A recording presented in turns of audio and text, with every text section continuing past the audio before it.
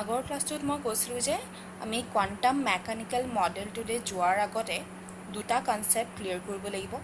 এটা আছিল wave particle nature of matter আৰু এটা আছিল হাইজেনবাৰ্গছ আনচাৰ্টেনিটি প্ৰিন্সিপল। এতিয়া প্ৰিভিয়াছ ক্লাছটোত আমি এই ৱেভ পাৰ্টিকল ডুৱেলিটিৰ ওপৰত ডিছকাছ কৰিছিলোঁ। ইয়াত আমি গম পাইছিলোঁ যে মুভ কৰি থকা বস্তু এটা মানে যিকোনো মেটাৰ তাৰ দুটা নেচাৰ থাকিব। এটাতো ই পাৰ্টিকুলাৰ দৰেতো এটা ই নেচাৰ দেখুৱায়ে, তাৰ লগতে তাৰ ৱেভ নেচাৰো থাকিব। আৰু যদি ই ৱেভ হয় তেতিয়া তাৰ ৱেভ লেংথটো মাছৰ লগত আৰু ভেলোচিটিৰ লগত এনেকৈ ৰিলেটেড হৈ থাকিব, লেমডা ইকুৱেল টু h/mv। এইটো তোমালোকে বুজি পাইছা না? এই ইকুৱেশ্যনটোক কোৱা হয় ডি ব্ৰয়ছ ইকুৱেশ্যন। আচ্ছা, এতিয়া আমি এই নেক্সট কনচেপ্টটো আজি ক্লিয়াৰ কৰিব লাগিব। What is Heisenberg's uncertainty principle. ইয়াত কৈছে যে it is impossible to measure simultaneously the exact position and exact momentum of a small particle like electron.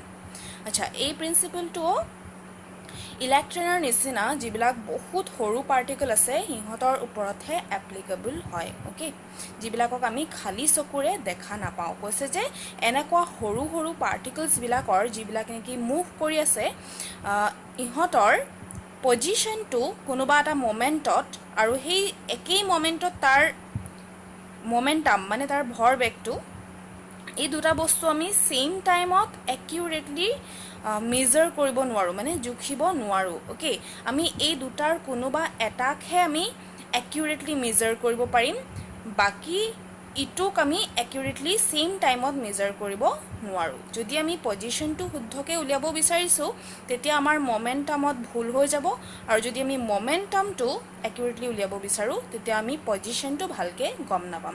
চ' ইয়াত এটা ৰেষ্ট্ৰিকশ্যন আছে, ইম্পচিবল বুলি কৈ দিয়া হৈছে। এইটো হাইজেনবাৰ্গে দিছিলে, সেইকাৰণে ইয়াক হাইজেনবাৰ্গছ আনচাৰ্টেনিটি প্ৰিন্সিপল বুলি কোৱা হয়। এতিয়া ইয়াত এই ৱৰ্ডটো আছে চোৱা, আনচাৰ্টেনিটি মানে এইটো মানে কি হ'ব, এইটো পূৰা আমি ঠিককৈ গম নাপাম যে ইলেক্ট্ৰন এটা কোনোবা এটা মমেণ্টত কোনটো পজিশ্যনত আছে আৰু তাৰ মমেণ্টামটো লগতে কিমান হৈ আছে। Now you should know' that momentum is equal to mass into velocity, right? ইয়াকে মমেণ্টাম বুলি কোৱা হয়, ভৰ আৰু বেগটো থাকে। গতিকে মমেণ্টামত আমি এটা বস্তুটো ফিক্সকৈ জানিমেই, মাছ। এতিয়া ধৰি লওঁ আমি ইলেক্ট্ৰনৰ কথাই কৈ আছোঁ, ইলেক্ট্ৰনৰ মাছটো আমি অলৰেডি জানোৱেই। আমি আমাৰ আনচাৰ্টেনিটিটো এই ভেলোচিটিটোতহে আহিব। তাৰমানে আমি ইলেক্ট্ৰনৰ ভেলোচিটিটো আৰু তাৰ পজিশ্যনটো একেই টাইমত ক'ব নোৱাৰিম। আমি তাৰে এটা বস্তুৰ ভেল্যুহে আমি শুদ্ধকৈ ক'ব পাৰিম, আৰু এইটো আমাৰ বাকী থকাটোৰ মানে কেলকুলেশ্যনত আমাৰ কিবা নহয় কিবা এটা এমাউণ্ট এৰ'ৰ হ'ব। অ'কে, এৰ'ৰ থাকিব, তাত ভুল হৈ যাব। চ' এইটো এটা নেচাৰৰে ৰেষ্ট্ৰিকশ্যন হয়। এনেকুৱা একো কথা নাই যে যদি আমি বহুত ছফিষ্টিকেটেড কিবা মানে ইনষ্ট্ৰুমেণ্ট ইউজ কৰোঁ তেতিয়া আমি শুদ্ধকৈ পজিশ্যন আৰু মমেণ্টামটো গম পাই যাম, এনেকুৱা কোনো ধৰণৰ কথা নাই। এইটো এটা ৰেষ্ট্ৰিকশ্যন আছেই, আৰু এইটো সদায়েই থাকিব। আমি লাগিলে যিমানেই ভাল মানে হাই কোৱালিটিৰ ইনষ্ট্ৰুমেণ্ট ইউজ কৰোঁ তথাপিও আমি কেতিয়াও এনেকুৱা সৰু পাৰ্টিকুলাৰ পজিশ্যন আৰু মমেণ্টাম ছেইম টাইমত একিউৰেটলি উলিয়াব নোৱাৰোঁ। অ'কে, চাইমালটেনিয়াছলি ৱৰ্ডটো তোমালোকে গুৰুত্ব দিব লাগিব। মানে আমি একেলগেহে নোৱাৰোঁ। যদি আমি ছেপাৰেটলি অকল পজিশ্যন উলিয়াব বিচাৰিছোঁ ইলেক্ট্ৰন এটাৰ বা প্ৰটন এটাৰ, তেতিয়া আমি ঠিককৈ গম পাম যে এইটো মমেণ্টত ইলেক্ট্ৰনটো ইয়াত আছে বা প্ৰটনটো ইয়াত আছে। আৰু ছেপাৰেটলি যদি আমি অকল তাৰ মমেণ্টামটো জানিব বিচাৰিছোঁ, তাৰমানে যদি আমি ভেলোচিটিটো জানিব বিচাৰিছোঁ, সেইটোও আমি শুদ্ধকৈ উলিয়াই ল'ম, কিন্তু একে সময়তে আমি পজিশ্যন আৰু মমেণ্টামটো কেতিয়াও গম পাব নোৱাৰোঁ শুদ্ধকৈ। তাত মানে কিবা নহয় কিবা এটা এৰ'ৰ থাকিবই। অ'কে, আৰু তেওঁ মেথমেটিকেলি বস্তুটো এনেকৈ দেখুৱাইছিল, delta X multiplied by delta P will always be greater than or equal to h/4π.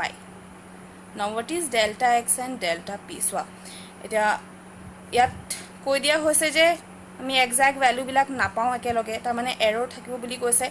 সেই আনচাৰ্টেনিটি কিমান এৰ'ৰ থাকিব, সেই এৰ'ৰটোকে মেথমেটিকেলি এনেকৈ বুজোৱা হয়। এই ডেল্টা এক্সটোৱে আনচাৰ্টেনিটি ইন পজিশ্যন বুজায়। আনচাৰ্টেনিটি in position of the particle আৰু ডেল্টা পিটোৱে আনচাৰ্টেনিটি ইন মোমেণ্টাম বুজাব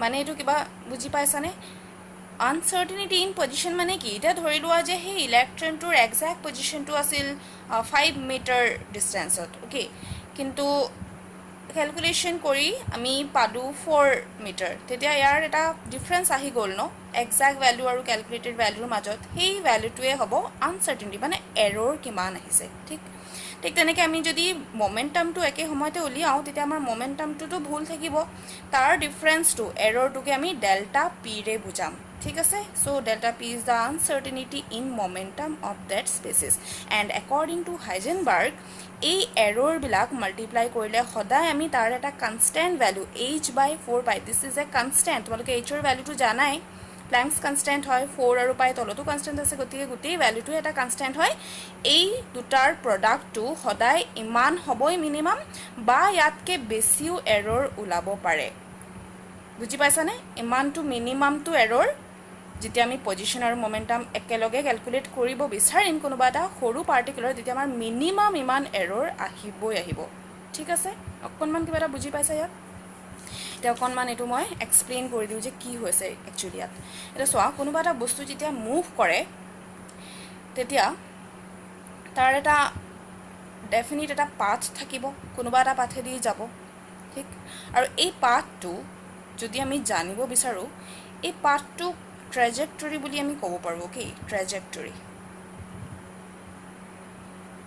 যেনেকৈ ধৰা তোমালোকে বল এটা যদি দলিয়াই দিয়া বলটো কেনেকৈ যাব তাৰ এটা পাথ থাকিবতো সেই পাথটো আমি উলিয়াব পাৰো হেতাকে কোৱা হয় ট্ৰেজেক্টৰী এতিয়া এই ট্ৰেজেক্টৰীটো মানে পাথটো যদি আমি জানিব বিচাৰো আমি দুটা বস্তু আমি ডিটাৰমাইন কৰিব লাগিব এটা হৈছে পাৰ্টিকলটোৰ বা সেই বস্তুটোৰ পজিশন কোনোবা এটা টাইমত আৰু সেই একে টাইমত তাৰ momentum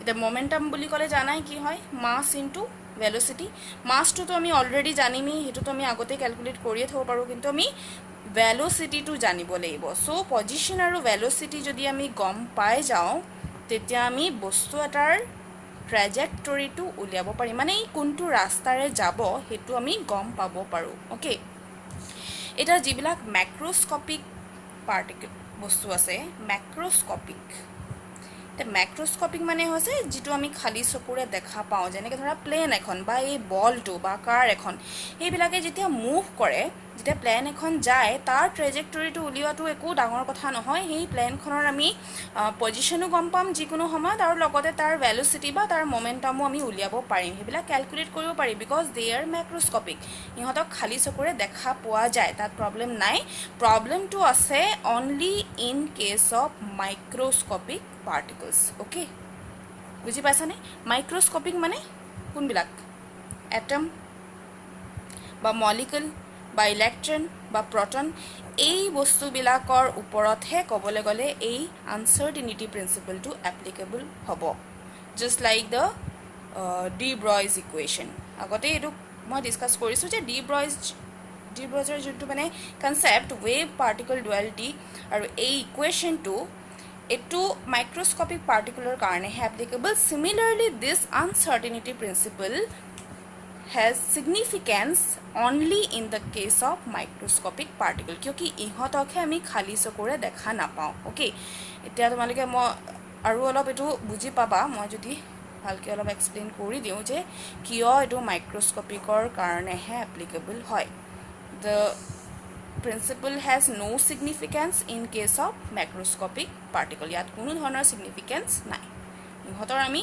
macroscopic particles are position আৰু ভেলোসিটি সেম টাইমত উলিয়াব পাৰিম ইহতৰ নোৱাৰো ওকে এটা সোৱা কি হৈছে ইয়াত ইলেক্ট্ৰন এটা যেটা মুভ কৰে তোমালোকে জানা যে ইলেক্ট্ৰনটো বহুত হাই স্পীডত মুভ কৰি থাকে এনি টাইম ই মুভিং গতে থাকিব আৰু হাই স্পীডত থাকিব তে ইলেক্ট্ৰনটো মুভ কৰোতে ইয়াৰ এটা ট্ৰেজেক্টৰী থাকিব সেই ট্ৰেজেক্টৰীটোকে আমি কি বুলি কওঁ অৰবিট বুলি কওঁ ৰাইট এতিয়ালৈকে আমি তাক অৰবিট বুলিয়ে কৈ আহি আছিলোঁ ব'ৰ্ছ মডেল পঢ়িলোঁ ৰাদাৰফ'ৰ্ডছ মডেল পঢ়িলোঁ আমি চবতে পালোঁ যে ইলেক্ট্ৰনৰ ডেফিনিট পাথ থাকে সেই পাথটোক অৰবিট বুলি কোৱা হয় এতিয়া সেই পাথটো যদি আমি জানিব বিচাৰোঁ যে ইলেক্ট্ৰনটো কোনটো ৰাস্তাইদি যাব মানে তাৰ ট্ৰেজেক্টৰীটো যদি উলিয়াব বিচাৰোঁ তেতিয়াহ'লে আমি ফাৰ্ষ্ট অফ অল ইলেক্ট্ৰনটোৰ পজিশ্যন জানিব লাগিব ৰাইট আৰু লগতে ইয়াৰ মমেণ্টাম মানে ইয়াৰ ভেল'চিটিটো আমি উলিয়াব পাৰিব লাগিব এই দুটা বস্তু আমি একিউৰেটলি গম পালেহে আমি ক'ব পাৰিম যে ইলেক্ট্ৰনটো এইটো পাথেৰে যাব নে ই বেলেগ অৰবিট ল'ব ঠিক এতিয়া ইয়াৰ পজিশ্যনটো কেনেকৈ উলিয়াব পাৰি চোৱা ইলেক্ট্ৰনটোতো আমি খালী চকুৰে দেখা নাপাওঁ তো খালী চকুৰে দেখা নোপোৱা বস্তু এটাক ফাৰ্ষ্ট অফ অলটো আমি এইটো চাবলৈ ইয়াৰ কিবা এটা ব্যৱস্থা কৰিব লাগিব যাতে আমি ইলেক্ট্ৰনটো দেখা পাওঁ তাৰপিছতহে আমি ক'ব পাৰিম যে ইলেক্ট্ৰনটোৰ পজিশ্যনটো কোনটো আছে ৰাইট গতিকে ইয়াক চাবলৈ হ'লে প্ৰথমটো আমি ইয়াক লাইট দিব লাগিব আৰু নৰ্মেল লাইটেতো ইয়াৰ একো কামেই নকৰিব নৰ্মেল যোনটো আমাৰ ভিজিবল লাইট হয় ভিজিবল লাইটত আমি ইলেক্ট্ৰন এটা দেখা নাপাওঁ ইয়াৰ কাৰণে আমাক অলপ ডিফাৰেণ্ট লাইট এটা লাগিব মানে আমাক ইলেক্ট্ৰমেগনেটিক ৰেডিয়েশ্যনেই লাগিব কিন্তু বেলেগ ৰেঞ্জৰ লাগিব ঠিক আছে এতিয়া চোৱা ইলেক্ট্ৰনবিলাক বহুত সৰু হয় যেতিয়া আমি কোনোবা এটা বস্তু চাব বিচাৰোঁ তেতিয়া আমি যিটো লাইট ইউজ কৰিম সেই লাইটৰ ৱেভ লেংথটো মন দিবা ইয়াত ৱেভ লেংথ এই বস্তুটোৰ চাইজতকৈ সৰু হ'ব লাগিব অ'কে তেতিয়াহে ৱেভটোৱে আহি ইয়াক ষ্ট্ৰাইক কৰিব দেন ইয়াৰ পৰা ৰিফ্লেক্ট হ'ব আৰু আমি মাইক্ৰস্ক'পেৰে চাব পাৰিম বুজি পাইছানে যদি ডাঙৰ ৱেভ লেংথৰ ৱেভ আহে লাইটৰ তেতিয়া কি হ'ব ইয়াৰ লগত কোনো ধৰণৰ ইণ্টাৰেকশ্যন নোহোৱাকৈ পাৰ হৈ যাব আৰু ৰিফ্লেক্ট বেকো নহ'ব আমি দেখাও নাপাম চ' ভিজিবল লাইটৰ ৱেভ লেংথটো বেছি হয় আৰু এই ভিজিবল লাইটে ইলেক্ট্ৰনক দেখা পোৱাত কোনো ধৰণৰ হেল্প কৰিব নোৱাৰে আমাক স্মলাৰ ৱেভ লেংথৰ লাইট লাগিব বহুত স্মল হ'ব লাগিব কিয় তোমালোকে জানা যে ইলেক্ট্ৰন এটাৰ চাইজ বহুত সৰু হয় তেনেকুৱা এটা স্মল ৱেভ লেংথৰ ৰেডিয়েশ্যন যেতিয়া ইউজ কৰিম তেতিয়া আমি ইলেক্ট্ৰনটো দেখা পাম ইয়ালৈকে বুজি পাইছা তাৰমানে আমি পজিশ্যনটো ভালকৈ উলিয়াব পাৰিম only when we use light or radiation of very small wavelength এতিয়া আমি পজিশ্যনটো একুৰেটলি অলমষ্ট উলিয়াব পাৰিছোঁ নাও হোৱাট এবাউট দ্য ভেল'চিটি যেতিয়া আমি বহুত কম ৱেভ লেংথৰ লাইট ইউজ কৰিম সেই লাইটৰ এনাৰ্জিটো কেনেকুৱা হ'ব ভাবাচোন do you know' any relation between energy and wave length already you have got that E is equal to h nu right বা h c by lambda so' E is inversely proportional to lambda lambda যাৰ কম হ'ব তাৰ ই বহুত বেছি হ'ব তো এনেকুৱা যদি আমি বহুত কম ৱেভ লেংথৰ লাইট ইউজ কৰোঁ তাৰ এনাৰ্জিটো কেনেকুৱা হ'ব হাই হ'ব বুজি পাইছা হাই ফ্ৰিকুৱেঞ্চি বা হাই এনাৰ্জিৰ লাইট এইটো হ'ব লাগিব চ' এনেকুৱা হাই এনাৰ্জিৰ লাইট আহা মানে কি ফটন আহা radiation has particle nature according to Planck photon আহিব হাই এনাৰ্জিৰ ফটন আহিছে ইলেক্ট্ৰনটোক খুন্দিয়াব কলিজন হৈ যাব ইয়াত আৰু এই ফটনটোৱে হাই এনাৰ্জি লৈ আহিছে নিজৰ লগত ই ইলেক্ট্ৰনটোক খুন্দিয়ালে আৰু নিজৰ এনাৰ্জি কাক দি দিব ইলেক্ট্ৰনক দি দিব ইলেক্ট্ৰনৰ এনাৰ্জি আগতকৈ বহুত বাঢ়ি গ'ল তো কি হ'ব ইয়াৰ ভেল'চিটিটো চেঞ্জ হৈ যাব ই এইফালে যাব বিচাৰিছিল আগতে কিন্তু এতিয়া ইয়াৰ ডিৰেকশ্যন চেঞ্জ হৈ যাব পাৰে কিবা ধৰিব পাৰিছানে যদি আমি হাই এনাৰ্জিৰ লাইট ইউজ কৰোঁ ঠিক আছে আমি পজিশ্যনটো গম পাম ভালকৈ কিন্তু এতিয়া এই হাই এনাৰ্জিৰ ফটনটোৱে ইলেক্ট্ৰনটোৰ ভেল'চিটিটোক চেঞ্জ কৰি দিব পাৰে গতিকে ইয়াৰ এটা নিউ ট্ৰেজেক্টৰী আহি যাব পাৰে ইয়াৰ পাথটো চেঞ্জ হৈ যাব ই এফালেও যাব পাৰে ই এফালেও যাব পাৰে আমাৰতো কোনো ধৰণৰ আইডিয়াই নাথাকিব যে ইয়াৰ ভেল'চিটি কিমান হ'ব ঠিক আছে আৰু উল্টাকৈ যদি আমি ভেল'চিটিটো বা ইয়াৰ মমেণ্টামটো একুৰেটলি উলিয়াব বিচাৰোঁ তেতিয়া আমি কম এনাৰ্জিৰ লাইট ইউজ কৰিব লাগিব কম এনাৰ্জিৰ লাইট ইউজ কৰা মানে কি লাৰ্জাৰ ৱেভ লেংথৰ লাইট আৰু তেতিয়া আমি ইলেক্ট্ৰনটোক ভালকৈ দেখাই নাপাম চ' আমাৰ পজিশ্যনৰ আইডিয়াটো বহুত কম হ'ব ইলেক্ট্ৰনটো একজেক্টলি ক'ত আছে আমি সেইটো ধৰিব নোৱাৰিম এতিয়া বুজি পালানে এই আনচাৰ্টেনিটিৰ প্ৰিন্সিপলটো কিয় আহিছে আৰু কিয় ই অকল মাইক্ৰস্কপিক পাৰ্টিকেলৰ ওপৰতে এপ্লিকেবল যদি বস্তুটো বহুত ডাঙৰ হয় তেতিয়াতো এনেকুৱা লাইটৰ কথাই নাহে নৰ্মেল লাইটতে আমি দেখা পাই যাম গতিকে এইটো আনচাৰ্টেনিটি প্ৰিন্সিপলটো অকল মাইক্ৰস্কপিক যিবিলাকৰ কাৰণে আমি বহুত স্মল ৱেভ লেংথৰ লাইট ইউজ কৰিব লগা হ'ব অনলি ইহঁতৰ কাৰণেই এপ্লিকেবল হ'ব ঠিক আছে ইয়ালৈকে এইটো জাষ্ট মই এটা এক্সপ্লেনেশ্যন দিলোঁ, তোমালোকক দৰকাৰ হ'ব এই ৰিলেশ্যনটো, এইটো লাগিব আৰু এইটো প্ৰিন্সিপলটোতো জানিবই লাগিব। এতিয়া ইয়াক অকণমান বেলেগ ধৰণেও লিখি দিব পাৰি, since p is equal to, so we can write delta x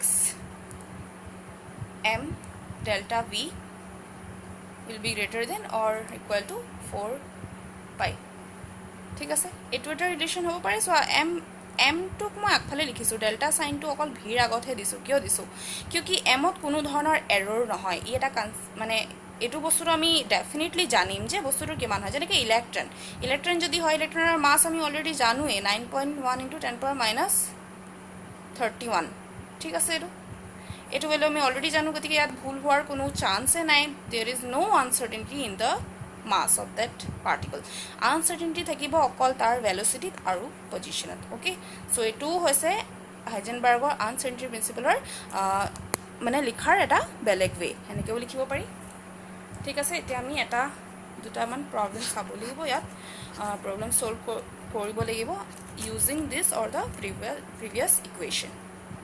এটা কুৱেশ্যন নোট কৰিবা, the আনচাৰ্টেনিটি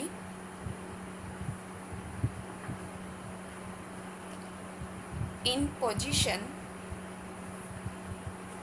of a moving object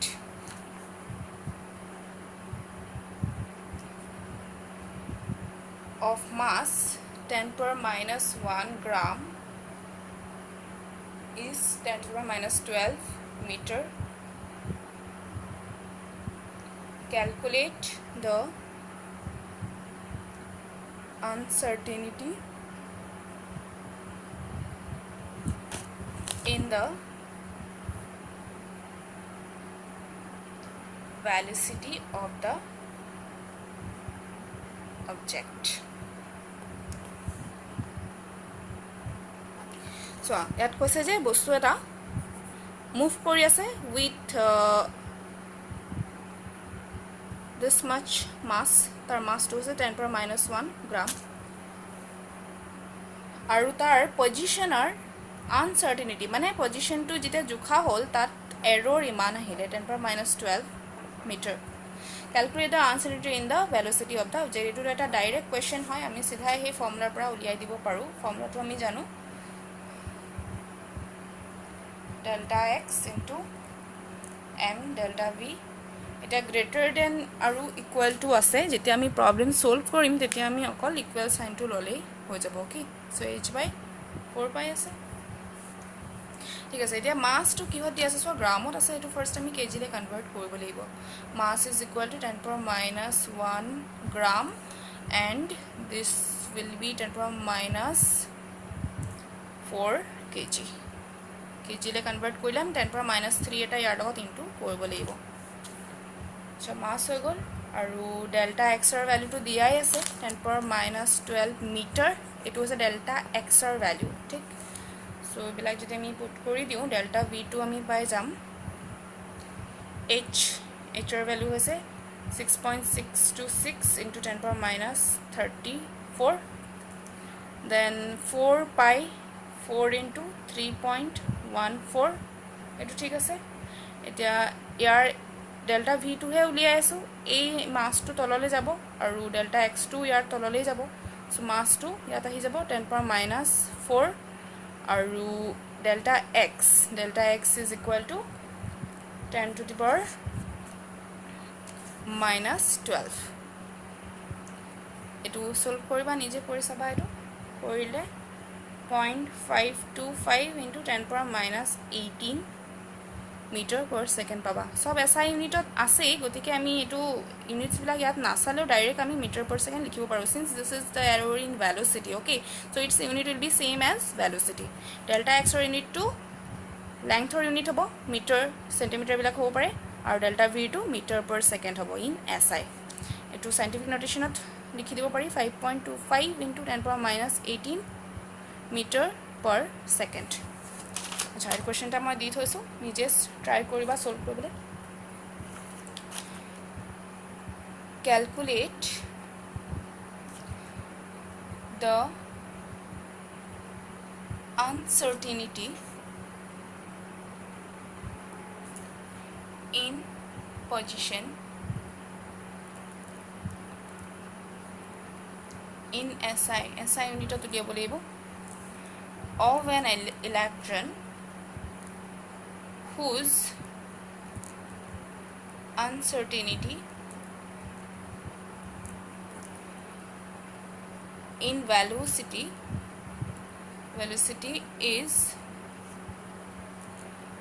0.1% of velocity of light. আচ্ছা কোৱেশ্চনটো বুজি লোৱা এটা ইলেক্ট্ৰন মুভ কৰি আছে ওকে তাৰ পজিশনৰ আনসাৰ্টেনিটি কিমান হ'ব যদি আমি পজিশন ক্যালকুলেট কৰো পজিশনটো ক্যালকুলেশন কৰাত আমাৰ আনসাৰ্টেনিটি কিমান থাকিব মানে ভুল এৰৰ কিমান থাকিব হেতু উলিয়াবলৈ কৈছে SI মানে ইউনিট টু মিটাৰ হ'ব ডেল্টা x টু উলিয়াবলৈ কৈছে ওকে আৰু আনসাৰ্টেনিটি in velocity delta v two দিয়া আছে ডাইৰেক্টলি দি দিয়া নাই কৈ দিছে যে ভেলোচিটি অফ লাইটৰ 0.1% হব so first of all you will calculate the uncertainty in velocity তাৰ মানে delta v টু প্ৰথমতে ক্যালকুলেট কৰিবা এটো তোমালকে কৰিব পাৰিবা সাগে আগতে এটা প্ৰবলেম কৰাইছিল যত এনেকে পাৰ্সেন্টেজ দিয়া আছিল লাইটৰ যিমান ভেলোচিটি হ'ব তাৰ ইমান পাৰ্সেন্ট টু লৈ লবা 0.1 divided by 100 into the velocity of light কৰিবা and then Heisenberg's or hey equation to help loi তোমালকে delta x ৰ ভ্যালুটো ক্যালকুলেট কৰি লবা okay